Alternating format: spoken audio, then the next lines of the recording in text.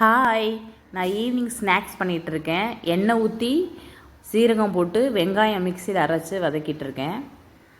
இது என்ன ஸ்நாக்ஸ்னால் ரோட்டுக்கடை பட்டாணி மசாலா.